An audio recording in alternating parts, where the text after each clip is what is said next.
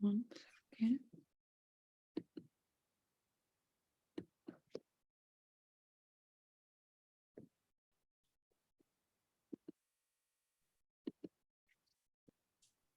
Hey, Sheila, Hi. how are you? We're going live on The Doctor Is In. Hey, Sheila. I'm gonna turn this Hi. off. How are you? We're going, um, we keep getting this feedback, but so today is Dr. Mo's birthday and she is not here. And so I miss she her. texted me a few minutes ago and said, well, I got taken out for my birthday. I'm like, no more, nothing else necessary. Go have a great time. You know, today is actually Dr. Mo's birthday and our Valerie Worthy, our co-founder's birthday. They have the same birthday, which is really fun. I'm mad that I'm not with either one of them today. But so we're here and I'm so glad that you're here with me because I need you to be the show with me. That's no problem. You know, I always come through for my girl Ricky. I know this is my one of my bestie breasties. I love her so much. I love you so much. You know I it. love you too. And you know, you have become our poster child for clinical trials. And Yeah, I that was know, like, I know it's great though, because well, you were the first person I ever met, first breastie I ever met on a trial, right? Like Yeah. so many I years ago. remember But before. when was it? When did we meet? We met at like LBBC conference. Was it LBBC? It might have been LBBC. I don't It had to know. have been 2018. Was that 2018? Maybe so. I'm thinking like at least 4 or 5 years ago or Yeah. so, right? Yeah, somewhere in our travels. But anyway, I always was like, wow, she's in a clinical trial. How cool is that? And then we sort of started doing all this work, and you have been so helpful in just even just formulating when we trial, designing our research, really starting with that, and then really formulating and building when we trial. And I'm going to show your video as we're talking today. But we have this Oh, great video that we made with Sheila. We haven't published it yet. I haven't seen it yet. Oh, you haven't seen it yet? Uh-uh. Oh boy. Okay, you're in for a treat. And it's not totally final, but I'm gonna show it to you. But let's talk. So today I want to talk about two big things. First of all, you go, girl. You have a book. You go. Look, Look at thank that. you. A survivor's lens. Survivor's Lens. I love that. I love that My title. daughter thought that name. Oh, really? It's awesome. So we're going to talk about the book Mhm. that you just published a week ago. Yeah, on my mom's 18th anniversary of her death. Wow. She died of metastatic breast cancer in 2004. Wow. Wow. Wow. Wow. So let's talk about the book. And one of the coolest things I learned in the book was that we both went to Catholic school. I know, yeah. I love that so All much. girls school from 9th All to 12th girls, grade, yeah. all girls, Bobby socks and saddle shoes all the way, right? I All the used way. to wear the So, highest skirt too, you know. My mother's like, your skirt too. I'm like, no, it ain't. I know I used to get in trouble with the nuns all the time with the skirt thing because we'd roll it up, right? You leave home, you Yep. roll it up, right? But so we used to have this thing where you could pay 25 cents and get out of uniform once a month. So you pick Oh, one day a yeah. month. It was like the 25th of the month, you pay a quarter and you get to be. And so I would literally spend the night, 2 nights before with my grandmother, and she would make me an outfit. I would like draw the pictures, or I'd show her something from 17 Oh, wow. magazine or something. And then she would just make it. She was really a great seamstress. So she would make me the outfit and she'd be waking me up in the middle of the night. Here, try this on. I'm like, don't stick me with the pin. She'd be pinning stuff on me. But I would have like the wildest outfits to wear to school. And so I probably got kicked out of school like at least a couple times a year for the outfit. And my grandma and my mother were like, why did you put that on her? But I think the best one was when the middies were out. You weren't born yet, but so I had on purple hot pants and this Oh, really? purple midi vest. So I figured I could get away with the hot pants because I had this long midi vest to wear on top of it, but still got kicked out of school. The nuns called my mother, come get your child. But but those uniforms were a trip to, I still can't wear plaid to this day, babe. Oh, yeah. Well, ours I wasn't can't wear plaid. It was, I had a gray skirt with a red blazer. it. Okay. Yeah, so. But it And the was the black and best white shoes. discipline. And white, you have Yeah. white shoes. We have the Uh-huh. black and white shoes, you know. Oh, yeah. But I love that. I love the discipline of, you know, our education, right? Yeah, yeah. Yeah, yeah. So all right. So then we're going to talk about the book. Well, then we're going to talk about your trial. Okay. and how the drug that you were on has just recently been approved by the FDA. And actually, its efficacy is so good, it got a standing ovation at ASCO, the big cancer meeting in Chicago in June, which is huge. And like you were basically advancing science, that Yeah. you brought science to a new level with this new drug that was released. Yeah. And I didn't know how important. I'm glad that I had the opportunity for my doctor. She introduced me to clinical trials. And I always say 2020 is hindsight, because I wish I would have known about clinical trials when my mom was alive and going through breast cancer. Right. Maybe I could have suggested that, but I didn't know. And my doctor had a fourth progression, as I say in the book. And my doctor said, "Hey, I want you to try this clinical trial." And I was on uh, Destiny Breast 02, which means that you had to been on TDM1, or it's called Kadcyla, to be in a clinical trial. And I was on TDM1 before. So that's how I qualified for the clinical trial. So explain that to people who have no idea what we're talking about. With TDM1 is Kadcyla, it's another chemo, and I'm HER2 positive, ERPR positive. And from what doctor explained to me, what it does is it attacks the HER2 gene, stops it from mutating and growing. So that's what they're targeting. That's what they were targeting in this. Then it was DS8201A, which is now in HER2. And that's what it did. It targeted the HER2 and kind of stopped it from growing. And I stayed stable for 3 years, 5 months, and caught COVID pneumonia in November. And one of the side effects from HER2 is pneumonia, or they call it lung disease. So I had to get off of it because my doctor got kind of scared. She was like, we need to get you off of that. So it's only about 16% of people that get it, but and not only that's still too many, but she was like, oh, you might be in that 1%. So she said no. So she took Well, me. so she worked so hard on you, Yeah. so that she wasn't gonna let you get in any kind of No. trouble. So, but that's the benefit of a trial. I mean, talk about the care that you got. I'm sort of jumping ahead to the trial, but don't you think you got better care than somebody on chemo? Like before, when you were just on chemo, did you Yeah. hear the differences in the care? The standard of care is much better because they're monitoring everything. Like I got my eyes checked every 2 months. I had to get my heart checked every 3 weeks. They were monitoring my blood work. I was going in every 3 weeks. I couldn't do telemedicine when I was on when COVID hit, because my doctor physically had to lay eyes on me every 3 weeks during this trial. I would get so many heart tests. I'm like, God, I got to get another heart test. MUGA scans. Every 6 weeks, I was getting CT scans, and then they changed the protocol because it was working so good, and they seen it in patients that they changed the protocol to every 3 months. And what some people don't realize too, that every time they change anything in a trial, you have to sign a new informed consent. Oh, really? Okay. Yes. So every 3 months, when it changed to that, I had to sign an informed consent. My PI had a baby. I had to sign a new informed consent telling me that the PI is on leave or Wow. got a baby, or anytime it changes, you have to sign a new informed consent.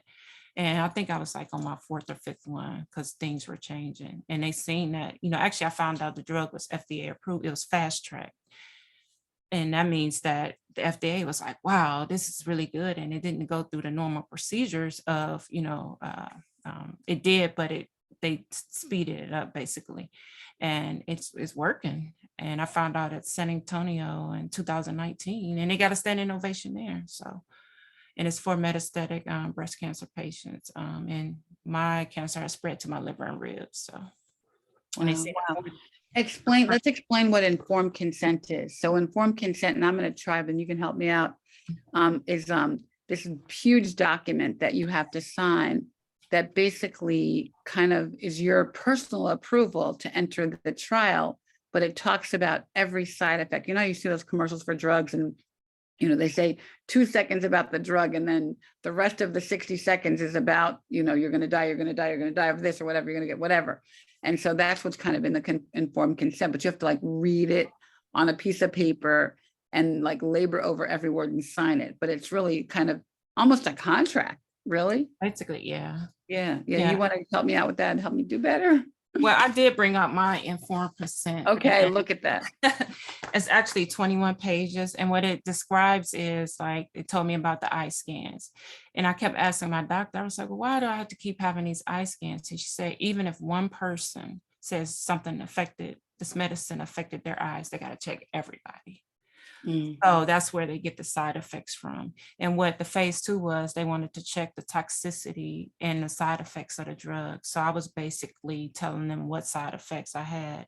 And actually, they reduced my dose to the lowest dose. They started me off at the highest, and they reduced it to the lowest because the side effects of nausea was just it was just terrible. So, I was telling my doctor, she said, well, we can reduce the dose. And that's what people don't understand too. If you're on chemo and you're having these side effects, you can't ask for a dose reduction. And that medicine, and that's the first thing I was like, well, is it still going to work? Is it going to work the same? And it did, actually. It didn't change anything. But yeah, the informed consent, it tells you that you can cancel at any time. You don't have to stay on it. You can, if you feel something's not right, you can say, hey, I want to withdraw from it at any time. It tells you what cycles you have to have your CT scan. It tells you what cycles you have to have. Like I would have to wait after I had my chemo 2 hours so they could check my heart. And then I had to wait another hour and a half just to get the results back. So I couldn't leave the hospital until they made sure my heart was okay. So I was in a trial. Trial is very taxing and you got to be very patient. So sometimes I was there from 9 to 12 hours that I would have to literally go on the other side of the hospital to where the nurses were, to the research side, and they would watch me until I left. So wow.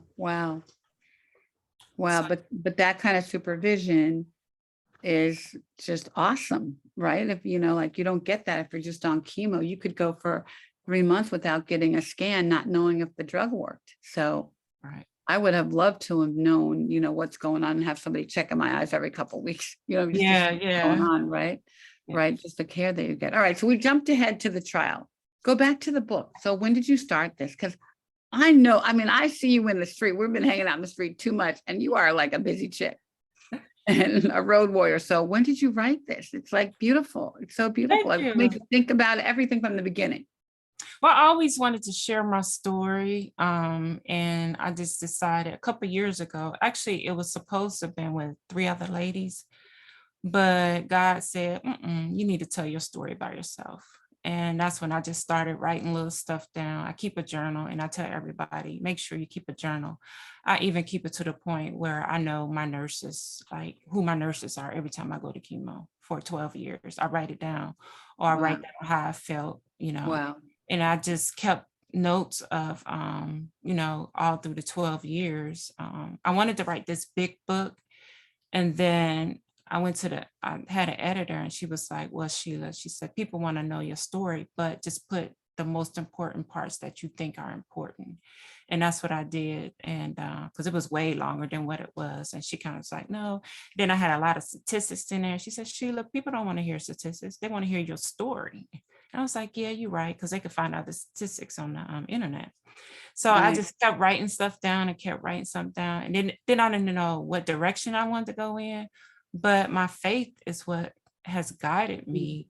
And as I say in the book, I was raised Catholic and I switched to Christianity because the day I found out, I met, which I mentioned her name, Sonia, in the book. And she said, Sheila, come down to the church. And I was like, okay. And I came down and the pastor came up to me and the elders came around me. I've never had that happen before. And one of the elders put her hand on my right breast because it was in my right breast. And the pastor said, they prayed over me. And the pastor said, Sheila, you're going to be healed, but you have to tell everyone you know about your testimony. And that was my promise to God. And actually, that was going to be in the name of my book, promise to God, but Mm, my promise to God. But my daughter said, "Mom, name is a survivor's lens." So I just started writing, and I encourage everyone to write mhm. your story because somebody needs to hear it, Yeah. And I'm just like, nobody want to hear my story. They hear it, I'm always talking about it. But yeah, there are people that do want to hear my story or Need to your hear it. story, Yeah, we need to Yeah. hear it. And our stories are what I'm in this hotel room. I'm looking at the TV screen here. I can't Oh, figure out how to that's turn the TV. I can't figure out how to turn the TV off. Anyway, you're not doing tired of hotels yet? but no, you don't really realize the value of your story until you tell it. And somebody calls you a month later and says, wow, that really helped me. That really blessed me. Or it made me do a clinical trial, or it made me do something different. Yeah. And so today, I actually was at a funeral, and my dear friend's mother died. And so I went to go take the check to pay the funeral home, right, for Mhm. him. So I paid the lady, and so they have like all the folders of all the dead people that they're dealing with in the funeral home, typically like a Oh, typical wow. Black family funeral in Richmond. So I'm like, gosh, you guys have a lot of dead people here. I said, I have a breast cancer, right? I'm trying to keep them alive. And the woman at the desk who was taking the check said, oh my goodness, I was diagnosed on Monday with breast cancer. Yeah, see, See? you never know. You never know. So I spent most of the time of the wake talking to this precious, precious woman. I think she's 44, and Mm, she literally was diagnosed on Monday and mm, scared to death. And she's early stage. She's going to be fine. But this is why we're here doing this work. yeah, We never really realize who we're going to come in contact with and who we're going to touch and when it's going to happen. yeah. So this is gonna, and I pulled this out of my bag. I sent her the link and I said, you need to read the story today. Oh, yeah. She literally like was on Amazon ordering the book when I left her. Oh, thank you. Yeah, So now, but that's what, now I can like have another tool in my toolbox, yeah. right? This is And another that, tool because we talk to so many women and they're so scared, and to see your beautiful face oh, thank you. on this cover sharing your story is just going to make them feel better, like it gives hope every day. So we can't tell our story enough. Yeah. And, I wanted people to know that, oftentimes I ask, they did, my life expectancy was 3 to 5 years. That's the normal. And, 12 years later, I'm still here, Mm, you know, thank you, and God. I God know is good. God is good. And sometimes I get, well, if there's a God, why didn't they save, my daughter from breast cancer? And it's like, I don't know. I'm not God, Why couldn't he save my mom? Or why couldn't he save it's a lot of questions, but I've just said that I'm not going to question, what he's doing in my life or anybody else's life because I don't know. I'm We just don't going know. living We it don't every know. day, We trying don't to know. live it, yeah, trying to live it every day. So, and that's what I explain, talk about in my book that for one, we have to stay on our breast health, period, and just this is what gets me through. And I tell anyone, you don't have to believe in what I believe in, but just believe in something. If you got to Believe believe in something. yourself, then Yeah. you believe in yourself, and that's what Mhm. it's going to get you through, and that's what's going to get you going in the morning. So But it is faith, when you talk about, we don't really know we all know the scripture, Proverbs, yeah, 3:5-7, trust in the Lord with your heart, lean not on your own understanding, he'll direct your paths. Well, you know what 8 is? Do not be impressed by your own wisdom. right, And that's the scripture that really got me through when people would say, why me? Why not me? And you know what? We don't know. We'll never know. That's up to God. But I know that despite all the craziness that we're dealing with and all the side effects and the drugs, our breast cancer was a gift from God. And I kind of look at it that way. I would not have met you or all the amazing breasties that we have in our family, right? yeah, But also God gave me my purpose. yeah. Look at your purpose. Look at what you're doing for women. Look at this. Oh yeah. How many women are you going to help? Right? I still That can't believe it. I know. Look at this. I'm so proud of you. I'm so Thank proud of you. you. Everybody go to Amazon. I'll put the link in the chat. I mean, in the comments. But just go to Amazon and put in a survivor's lens Yep. and buy this book today, now. Today, please, so we So can keep please it on buy it. Amazon, #1. Is it not under, talk about it. What's on Amazon? It's the number Well, one. it was on Amazon. It was for the first week, it was #1 for breast cancer book sold. Wow. Yeah. So I was proud of that. I was scared, but God said just go out on faith, and that's what I did. So, and I want to tell people too, I don't do this for me because I have the disease. I do it for sleepless nights and researching stuff. And I'm sure Ricky and some advocates on here understand that this is for everybody that's coming behind me, that they don't have to deal with this ugly disease, because it's ugly and it's a beast and it's no fun. But like you said, I do have fun. When we went to Essence, I was like, man, I probably would have never did that. And I often wonder, like, what would I be doing if I didn't have breast cancer? What would be my platform? What would we doing? What would we Yeah, doing, right? What would we doing? I don't know what I'd be off doing. somewhere, but yeah. I don't know And what we'd be doing. I have no clue what I would be doing, right, if I didn't do this. obviously I've probably been a flight attendant or something. I don't know. But you're right. I just met so many and continue to meet so many people. I've had people call me, Sheila, I'm just crying through your book. I can't put it down. And it's okay to not be okay. It's okay to cry. It's okay, Yeah, it is. And It's I okay to cry. yeah, and just get back up and just continue, just continue to fight, because that's all we have. It we is have really all we have. But you know what it does? It lets us know that we have each other, yeah. and that the Breasty Club is not one you want to be in. I don't Nope. really recommend it. But No. you know what? But once you're in it, it's like unconditional love and trust. And I believe the sisterhood we have instantly, like the woman I met today, I instantly loved her. I instantly love her Yeah. without even a thought in my mind, because it's just something that you just know what she's dealing with.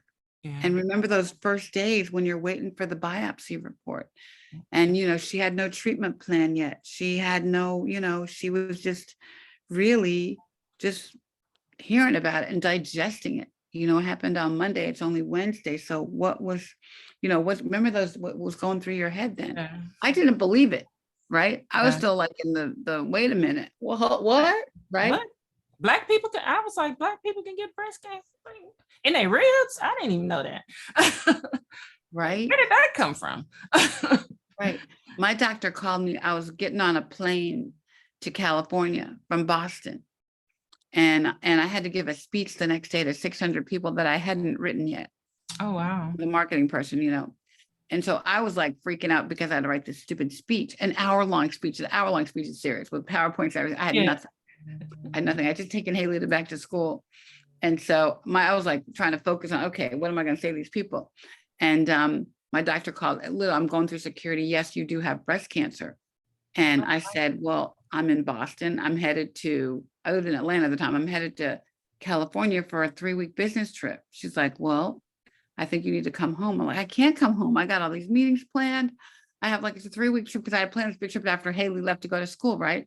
Mm-hmm. So I said, I'll just call you when I get home. And I hung up. And I got on this plane, a 6-hour plane ride. And I'm sitting there like, I can't even really think about this right now because I gotta write this speech. Oh, and I wow. wrote my speech and I just pretended like it didn't happen for 3 days. Oh, wow. Yeah. And then I was so busy working. And then my doctor called me back and said, okay, Ricky, not only do you have breast cancer, but you have triple negative breast cancer. You need to come home. Yeah. And so then I started going, well, like, that doesn't sound so bad. Triple negative, how bad could that be? And I went to Dr. Google and I put my butt on a plane and went home to deal with it. Yeah. But remember, like the beginning, and then you're saying you're metastatic. We're like, what? Yeah. And I didn't know metastatic meant stage 4. I was like, that's the same. Like, how many stages is it? She was like, what? You got all 4 of them. I said, well, dang. 4. And, Right. and then I see my chart and it had stage 4 written on it. And I think that's when it hit me like, damn, excuse Mm. me, this some serious stuff.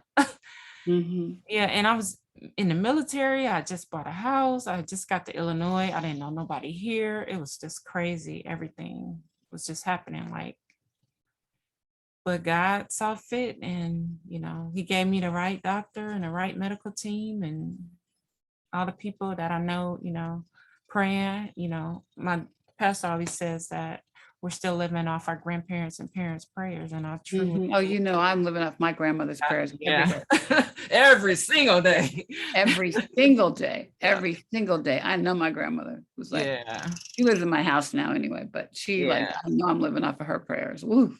Yeah. And I do have in the book too, because I asked, like what type of breast cancer you have, and people don't know. People don't know. So I People don't. have questions in there that when you're first diagnosed, which type of breast cancer you have dictates your treatment. So you need to know what type of chemo it is, what the side effects are going to be. And these are questions, and make sure you take somebody with you. Yeah. And record the conversation. Yes. We got these smartphones, so you can go back maybe a day or two, let it digest, and And say, listen okay, to it. this is the plan. But and it took me a long time to accept it. I just was like, I'm not accepting this, and and if I accept it, that means I'm gonna have it, and it's just like I got it, okay, I accept it, but I'm not accepting that it's gonna kill me. Mm-hmm. Mm-hmm. That's what I'm not, I'm gonna fight like it. And only, God knows that. So I don't even, I tell people, I said, I don't even talk about death. Like, Mm-hmm. even when I was diagnosed, I was sitting in the middle of my island, like crying. I was boo-hooing. And my best friend called, she said, what are you crying for? And I was like, because I'm a die and I just bought a house and Jania's in college.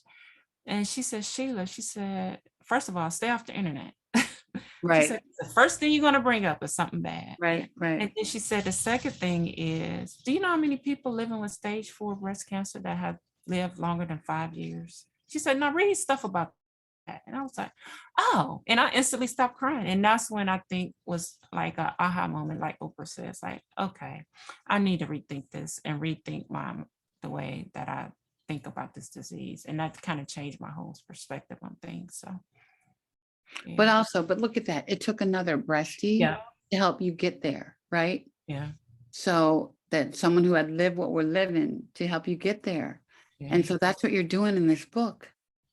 You're helping so many breasties to get there and see just a different story, Yeah, Yeah. because even the woman I met today, she's like, there's kinds of breast cancer. I had to explain it to Yeah. her because no one had yet. And that's the thing, like, well, what did the doctor say to you, babe? Now, Yep. clearly it's only been a couple of days, but at what point do doctors really educate you about this disease? At what, like, to me, I want to know everything as soon as possible, right? So if Yeah. on that, and clearly on that first visit, after they say the C word, you have cancer, it's like, Yeah. wow, you're not hearing. So again, take someone to the doctor with you. And on that first visit, probably no one's there when they tell you, right? But I just don't feel like doctors are doing the right thing by us. I mean, not everybody is Dr. Mo. Not Yeah. everybody is Nurse Valerie, where they're going to spend their time and sit you down and explain all the stuff to you, so we can't rely on them. That's why this is so important. Our sisterhood is so Yeah. important because we're the ones that are going to break it down and say, okay, when you go back next time, tell him to take his hand off the doorknob or her hand off the doorknob Right. and stop for a minute. I am not done yet. These are my questions. Yeah. Because they're not doing the right thing by us. Yeah. And write them down, and any questions that you think during a week, and ask them about clinical trials, Yeah. Why aren't there when I first was diagnosed, they give you this blue bag and it has all this breast cancer information. Then you have to sit in this room for like 3 or 4 hours to watch about breast cancer and this and that. And I'm like, okay. It was like, well, I didn't understand it. I didn't know what HER2, what do you mean? Different type of Yeah. breast cancers? Yeah. Like, what's HER2? Yeah, Okay, right. now I got to get my ovaries removed. Oh, what's a port? I don't know what a port is, Okay, now you got to go the next day to get a port because your veins are bad. Okay. and okay, so I'm ER, so that means I gotta get my ovaries removed, which is laser. I didn't even know they did that. Right. And then I had to, the next step, chemo, uh, my first one was 7 hours. They explained that they had all these EpiPens and all this. I'm like, what the heck going on? I'm sitting there bawling, like crying, like they got EpiPens. Am I going to pass out? How's it? Right. Does it hurt when it go in? And she was Right. like, no, Sheila, just calm down. But it's okay to ask questions, because I always say, hey, we paying our doctors. My Right. insurance is paying. Right. Really, you should be working Right. for me and my doctor. Right. I hope that everybody has a doctor that they can trust. Well, your doctor seems so extraordinary. The fact that you've had the same doctor now for 12 years is amazing, Yeah, she's really great. And I had just told her, I was like, if you leave, I'm leaving. But her daughter is actually going to Wash U, and she can go for 4 years for free. So she said, well, Okay. I know I ain't going nowhere for the next 4 years. I'm like, You're like, okay. I hear you. That's good. That's good. Good guarantee. That's good guarantee. So how long did you before you left the military? Tell that story. Well, I found out I had breast cancer. I had 24 years in, and I moved to Illinois to make E9, to hopefully, should I say, make E9. That was What does E9 mean? It means it's like the highest, my rank. So it'd Okay. be the highest that you can go, Okay. And just sitting at my desk, it's like September of 2009. And I felt the sneeze, and the sneeze turned out to be stage 4 breast cancer. Mm. And, the military, they viewed my records, and, I'm blessed that I had the great supervisors and people around me, because just like for months, I just couldn't go to work because I was on this chemo, I was puking, I was just out of it.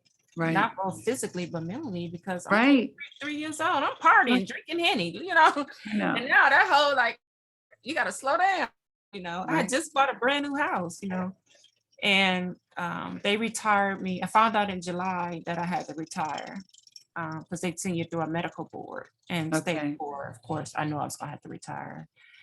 And I can remember that too. I was sitting at my best friend's table in DC, and they called, and I'm sitting at the table, and I'm bawling, like crying. And she was like, Sheila, what are you crying for again? No. And she said, you know how many people want to retire at 43?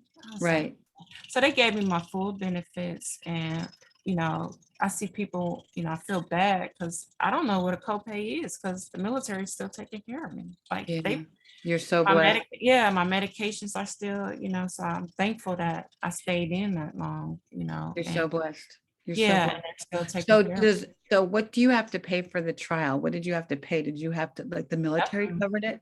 The only thing for a trial, the only thing you have to pay for is scans, what my insurance paid for. Okay. But everything is on the trial. Okay. That pays for the medicine and everything. Wow. So, all right. and I'm gonna try to show this video. okay. But this is still, I haven't seen it. but I really want to show you off. Oh, thank you. Go buy my book right quick. Oh yeah, go buy the book while I'm up. Buy the book. Buy the book. All right. Can you see this? Yeah. Okay. I'm gonna be over here crying. All right. Here we go. Cry baby. Here we go.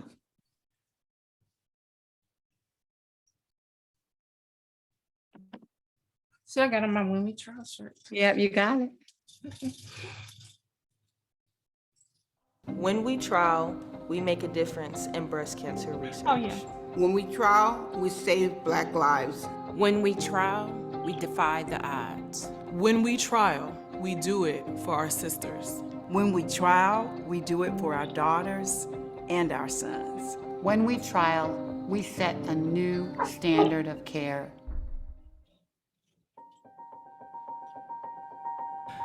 I was diagnosed with metastatic breast cancer while I was active duty in the military. And I was sitting at my desk one day and I sneezed. And I was like, well, that's weird. But when I sneezed, it burned. And I was like, something's not right. So I went to my doctor and I told her, I said, it just feels like it's my breast. So maybe like a week later, I had my mammogram and the young lady told me to sit down. And I was like, uh-oh.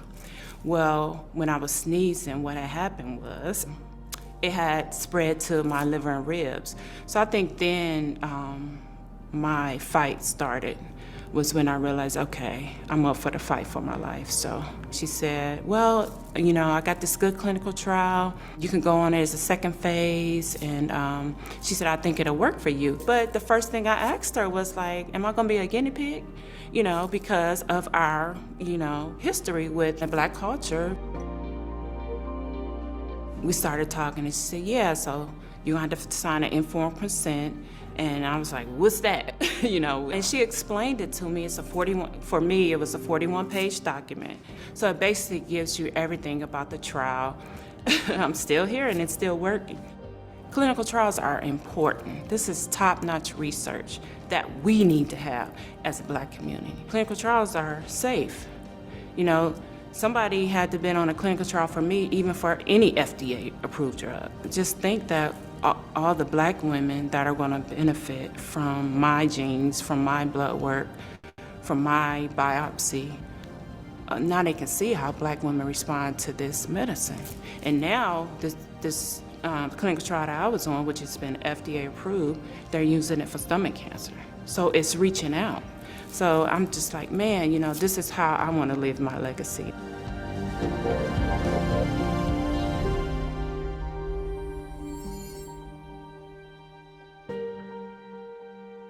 Oxygen. Helping us make this video. Oh, that's my first time seeing that. What do Oh, you that was fun. We really had a good time. That was a fun shoot, right? So Yeah. that'll go up on our website soon, you know, but you're helping us illustrate this conversation with stories, you know, just like you did in your book. And, you know, we probably have, we have about, I guess, 9 more videos to edit, but we're going to put them up over like the next couple of weeks on the website. So you guys will be able to see this on the website. But, you know, this is how we are able to tell our When We Trial story. Yeah. I went to go and put my t-shirt on, but I have it in my suitcase that my computer's sitting on, so I can't put it on. I usually live in it. I sleep in it every day. Oh, well, I got it. But you got it. You're representing. Thank you. But no, you know, we can't. You know, you're helping us illustrate, and so as of last Friday, we've now gotten 3,516 Black women to go into clinical trial portals. Oh, look at God. Yay. When we trial. And you know, it sounds like a lot, and clearly it would have been 0 had we not done this work, but we have so much more to go to move that 3% participation level, you know, so we got to keep plugging away at it. But this is going to help us tell the story. You know, the video is going to help us tell the story. Your book's going to help us tell the story, but we just have to keep encouraging women to take the clinical trial route. And, you know, and even when you go for that first, even the woman I talked to today, when the doctor talks about treatment, ask about a clinical trial up front. Like, you don't have to wait, you know, and try something else first. And, you know, the latest thing I've been telling people is, you know, who's got an iPhone 13, right? You got one of these? Yep. Who has a Tesla? Who wants a Tesla, right? Right. Think about all the science we buy. Who's got the latest Bose speakers? Who's got the latest whatever funky headphones? Who's got the latest, you know, the best new car, the best new refrigerator? Think about all the science that we spend our money on. Every day you get in your car and you push the gas pedal and you expect the car to go because of science. Yeah. Right? So we have science all around us and technology all around us. Why wouldn't you put it in your body? Yeah. Why wouldn't you buy so right now, the drugs that are in development are the best thinking that we have. They're the best drugs that we have. They're the best, best and brightest minds are making the next iPhone. They're also making the next drug for breast cancer. Yeah. So buy those drugs, you know what I mean? And clearly when I bought this, it definitely has a few kinks in it. Yeah. Yeah. Stupid phone. but, but, you know, we work out the kinks. And to what Sheila said earlier, you know, when something happens, when you have a progression, or when you got COVID, your doctor said, hold on, wait a minute, we're going to change course Yeah. because we got you. Yeah. If your eyes had done something different, hold on, we got you.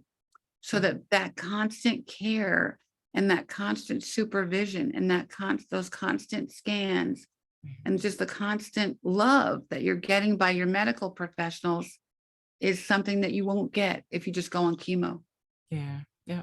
right? You go Yeah. on chemo, you take the routine, you're in the box, you're in the chemo lab with all the other people taking chemo. I mean, clearly you're special because you're you, but Yeah. you're not special. You get into a clinical trial and you become a special patient. You become more cared for, you become more loved on and more supervised. Why wouldn't you want that care? Yeah. And when I enrolled, I was the only Black, you know, a female person that was on that phase 2. Because I went on clinicaltrials.org and it shows you like how many Black participated and how many, clinicaltrials.gov, how Yeah. many Black, you know, and it breaks down the race. And I'm like, okay. So I'm glad that they were able to see that, okay, this worked effectively in Sheila, you know, maybe we got something here that's going to work effectively in Black women. And that's part of the reason why I did it too, is because, you know, we need this science. It's so important. We need to be involved in it, you know. You know, I was asking my doctor, I said, why don't Black women participate? And she sat there and explained, and she said, Sheila, do you know how much it goes through to even, before it even becomes a trial? Herceptin sat on a shelf for 25 years before it I was. know, Yeah. right? It goes through she said it goes through so much that she said that's not going to happen. And I was like, yeah, now I understand. But I'm glad that I had a doctor that broke it down, and I had a clinical trial coordinator that, you know, was there for me, you know, at any time I could call, and they calling me back within 10, 15 minutes. What's wrong? You know, and I just hope everyone has that experience. And even if you don't like it, you can get off of it. You can get off of it. If it's not, or Yeah. if it's not working for you, you can get off of it. You're totally in control. Right. And it's Where- not, and it wasn't a last resort for me, because I could have got on something that was already approved. And she Right. said, no, I got this miracle drug, and she called it a miracle drug, in which it appears to be like, you know, Herceptin is, and, you know, it's giving people more time with their kids, more time with their families. And that's all we want. You know, that's all anybody wants, is more time with their families. So Yeah. More birthdays, more baby showers, yeah. more And the weddings. reveals, you know, I'm waiting on the Yeah. grant. Yeah. More baby. Right. I'm just going to pull up some information on and her too, because it is really done, you know. I just want to put up the data that, and I meant to pull this up earlier, but it's getting really, really good results. Really good. Oh, they results. are raving about it on Twitter. I mean, like, that was just like the topic of conversation, especially when they got the standing ovation at ASCO. Yeah. Yeah, it was just like, oh my God, this stuff is really, now it's brutal. It's brutal, but they all are. So they all Yeah. got side effects, you know, and you just have to sort of figure out how to work it, you know. And if you do know someone that's on HER2, I am on an admin with Lisa Booth.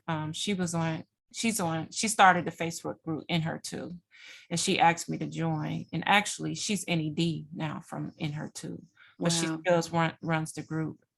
And if you know somebody that's on it, you can get on and learn about, you know, people talk about their side effects or whatever.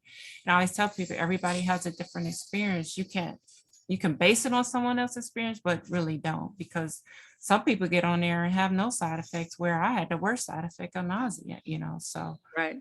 Yeah. You never know. You know, I just had COVID. I had nothing. I had no symptoms. So everybody's body is different, you know, Yeah. but I'm just going to read this fact that, and HER2 reduced the risk of disease progression or death by a whopping 50%, and the risk of death by 36% in a group of patients who were previously treated with HER2 low breast cancer, metastatic breast cancer.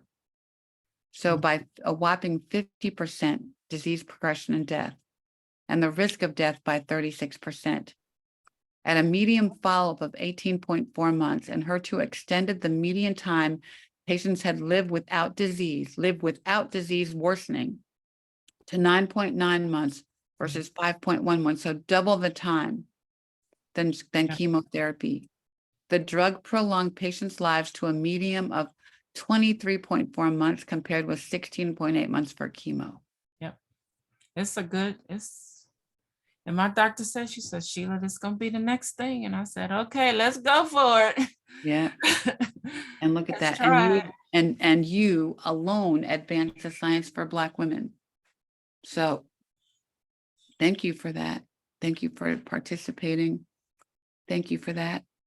Thank you. It's, like I said, it's not for me. I just want this disease gone. I don't want nobody else to have to worry about this. But until then, at least we have medicines to know that help us live longer. So Yeah. yeah. The other thing I love about this drug is, Touch is called an alliance because I know I can't do this work alone. None of us can. And that's why I rely on you and Rescues and all of our partners. Hey, baby dog. To do this work. But the fact that this drug was crafted by 2 pharma companies is amazing to me, because they are getting, these 2 fierce companies who are really powerful in their space and are somewhat, our competitors. Yeah. I love that they have come together, AstraZeneca and Daiichi, thank you, to produce this drug. And they are both awesome supporters of our When We Trial initiative. So I thank them for the funding that they give us to do our work. But I love that they came together to develop a drug. And, it just speaks to the importance of that, get over your ego, get over your profitability mindset. If there's a way to save a life that may be out of your comfort zone and something you've never done before, it doesn't matter, because that's what's more important. Yeah. And I want to say too, thank you, Ricky, for all you're doing, because you changed the game. I don't know, babe. Yeah, you did. Well, I think you have. So you have. No. But with me, you did it with me. I didn't do it by myself, babe. Yeah. And by myself. we We have got a lot more people. work to do. Yeah. But we have more people talking about it, and we have, what do you say, over 3,000, that's 3,500. 3,500, that's kind of unheard of, and you're doing it and you're making moves. So, I appreciate that. And the women, I'm sure, appreciate what you're doing. Actually, when I was in ASCO, I went to AstraZeneca's booth and we took pictures. I was like, yeah, I was doing it. And they know me. They're like, oh, yeah. They know you. Oh, They my know God. my doctor. They They know know you. You're it's their like, poster child. we have a meeting with Dr. Ma, because my doctor had a meeting with one of them. Yeah, we got a meeting with her and tomorrow. And I said, yeah. So we took pictures. I took pictures with all of them and stuff. But So cool. Yeah. So it's But important. they're so proud to see you advocating for your life, right? Based on the drug that they made. So you're an advertisement for them, babe. Yeah. You're an ad, and also being a Black woman, because despite what a lot of people think about pharma, the ones that we work with and in the breast cancer space are really making a concerted effort to get Black women into trials. And Shout we out work to, with them can I every say day. Pfizer? Yeah, can I say Pfizer? Shout out to Pfizer. Pfizer. Can you say Genentech? Can you say Gilead? I don't want to get in trouble. But All of our partners, thank you God for them, that they want, they're embracing the work that we're doing. So because they know that we can help them get more Black women into trials, and they want that to happen. They know that they need that. Right. And I really feel like, we do have a seat at this table now, and I'm not moving. Right.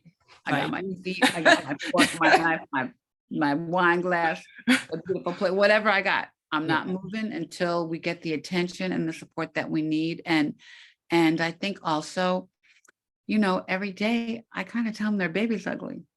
Yeah. Because, baby, it's not the way this stuff looks, how it's reading, these pictures you have of white women on your ads, and showing people playing golf and you know, with metastatic breast Yeah. cancer, it's not working for us. Mm-mm. And I then have no commercials, I'm problem. like, that's not the way That we is not, that is not the picture we need to see. No, we don't need to see that because that's not nowhere true. No, no. And I do feel like they're listening and they're Yeah. hearing us say, you know, and that's why I can go and make this video and show them, like, you know, Genentech helped us pay for those videos, but I've been taking it to every other pharma company we deal with. And I'm like, they're mad that they didn't participate in it. Yeah. We have a bunch of videos that we shot with Pfizer that Pfizer funded for us a couple of weeks ago. So we're going to have those out in a minute. But the fact that they're letting us use their platforms, they're putting our videos that we made on their websites. They're using our videos to recruit for their clinical trials is a blessing. And so all of this work has, you know, we have to do this all together. Yeah. So I'm so happy that we can all, that they are, you know, giving us the audience and the support that we need so they can do their work better. And they do have good intentions. They do want to do the right thing. Yeah.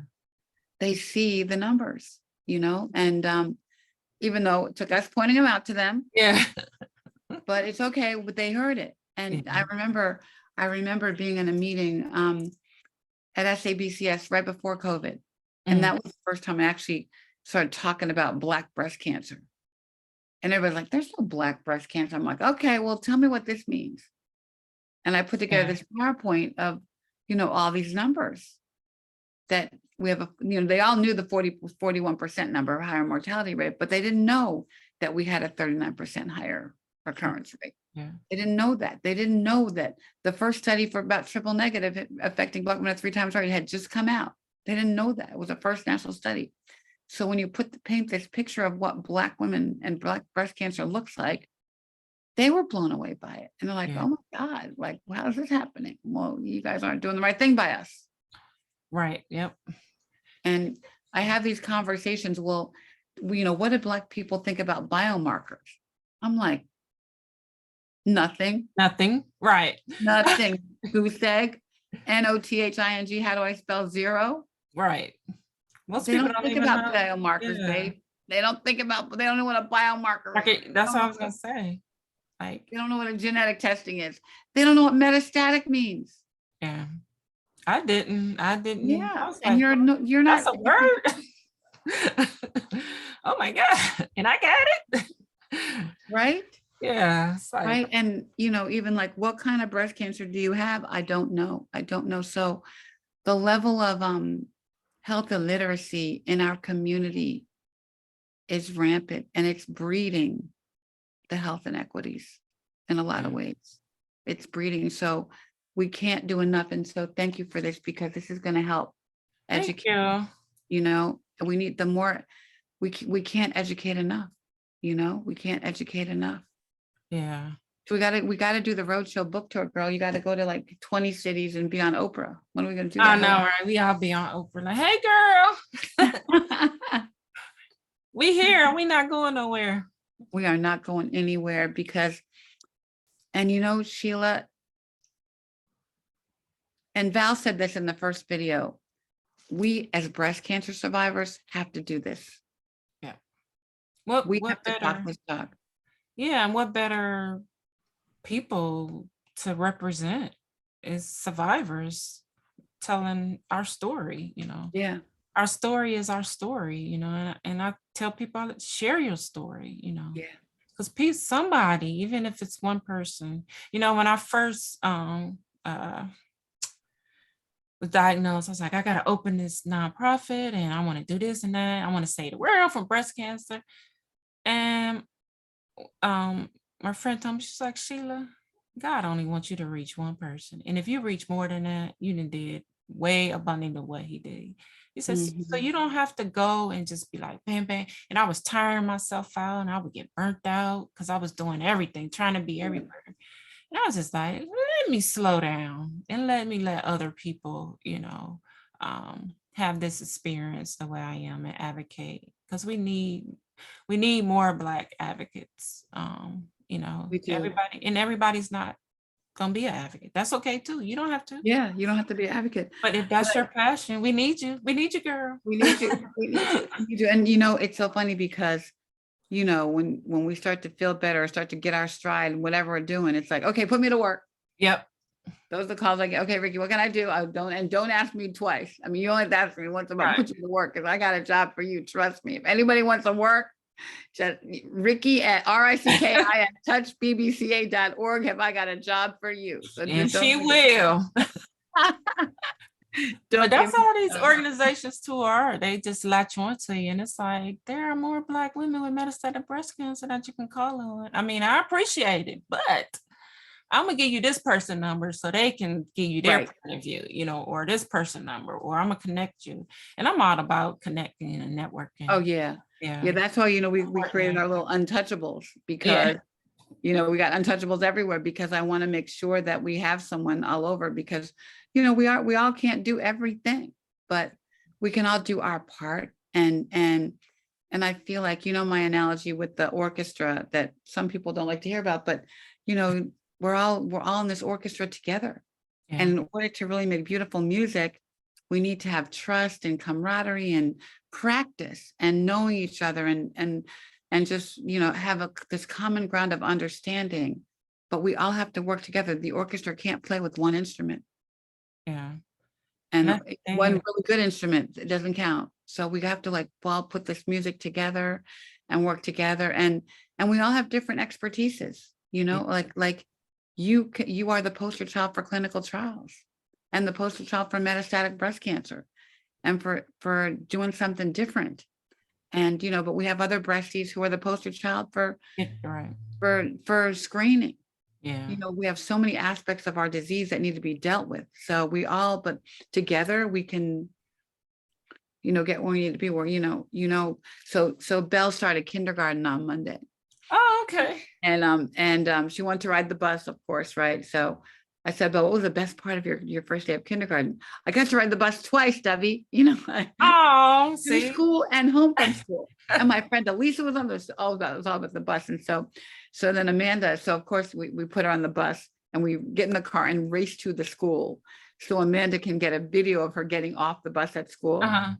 So, and she didn't see her. So, Oh, okay. but when she came home from school and we showed her the video, like, look what your mother did. Uh-huh. Your mother stuck to the school and took a She's video. a stalker. I know. She was like, I can't believe you did that. She was mortified. Like, mommy, don't ever do that again. What are her friends gonna think? I She's know, a big right? girl now. I know. So, Oh, that's but I don't want her to speak these words. yeah. I don't want her to speak these words. I don't want them to have anything to do with it. Like you don't want your daughter to do it. I don't want Haley to do it. I don't want Amanda. I don't want them to deal with this. Yeah. You know, Yeah. and as I watch Amanda nurse her babies, that's what boobs are for. Yeah. And, you know, it's to give life. It's not For them to be taken and cause there are death. boobs in our hair. That's a part of us, part of women. you know. Yeah. It's not just hair. It's not just the boob. You know, it's a part of us. You know, It's a part of us.